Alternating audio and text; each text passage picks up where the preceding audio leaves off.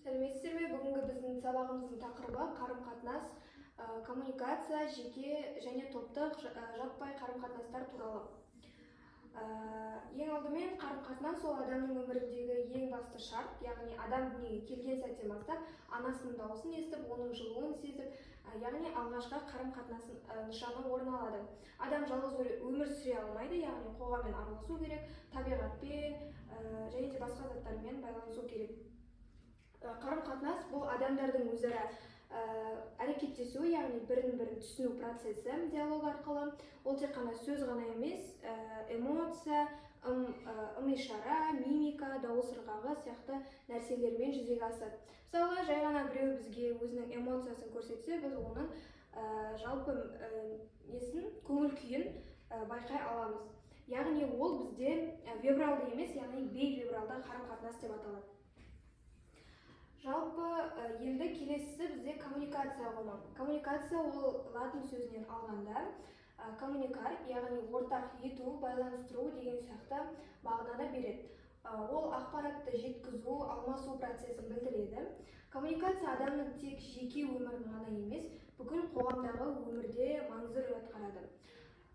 Бүгінде біз тек қана сөйлеп қана қоймай, интернет, әлеуметтік желі, телефон деген сияқты, теледидар деген сияқты нәрселерден коммуникация жасай аламыз, яғни қарым-қатынастың бір түрі. Енді осыны қорытындылай келе, қарым-қатынас пен коммуникацияның айырмашылығын айтатын болсақ, бізде қарым-қатынастың жалпы мазмұны ол эмоция мен рухани байланыс. Оған қарапайым күнделікті сөйлесіп жүрген нәрселерімізді жатқызсақ болады. Ал коммуникацияның мазмұны бізде ақпарат алмасу процесі. Енді қарым-қатынастың мақсатына келетін болса, ол түсінік, сезім, байланыс орнату. Ал коммуникацияда мақсат хабарлау, ақпарат жеткізу деген сияқты. Енді қарым-қатынастың нысаны адам мен адамның өзара әрекеті, ал коммуникацияның нысаны адам және адам техника арасындағы, яғни адам мен техниканың арасын байланыстыра отырып, хабар жеткізу. Келесісі бізде қарым-қатынастың түрлері. Бізде жеке қарым-қатынас, топтық және жаппай қарым-қатынастар бар. Жеке қарым-қатынасқа екі адамның өзара байланысы жатады. Олар бұл түрде эмоциялық жақындық, өзара түсіністік басым болады. Мысалы, дос пен дос, екі достың арасы, ұстаз бен оқушының арасы, және де ана мен баланың арасы.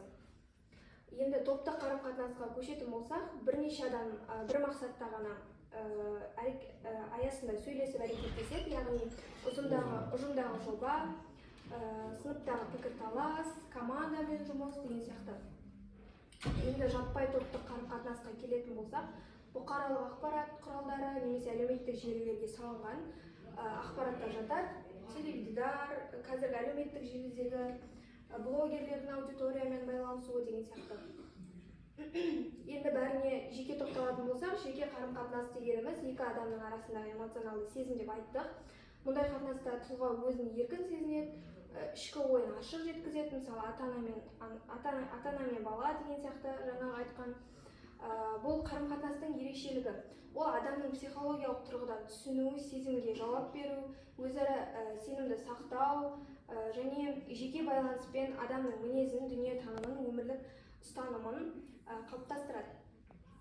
Топтық қарым-қатынасқа келетін болса, ол яғни бірнеше адамның әрекеттесуі айтқандай, және де жаңа келтіргендей мысалдар. Енді ол топ ішіндегі әр адамның сол өзіндік рөлі туралы айтатын болсақ, біреуі ұйымдастырушы болады, біреуі бастаушы болады, ал енді біреуі сыншы немесе талдаушы болады. Осы рөлдердің үйлесімі арқылы топтың нәтижесі қалыптасады.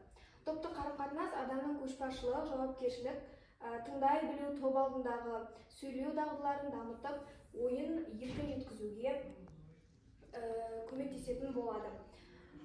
Жалпы осы түрлері бар бізде. Осының барлығын қорытындылай келе, қарым-қатынас жүрек пен жүрекке тартылған көпір екенін айта аламыз. Бүгінгі сабақ түсінікті болса,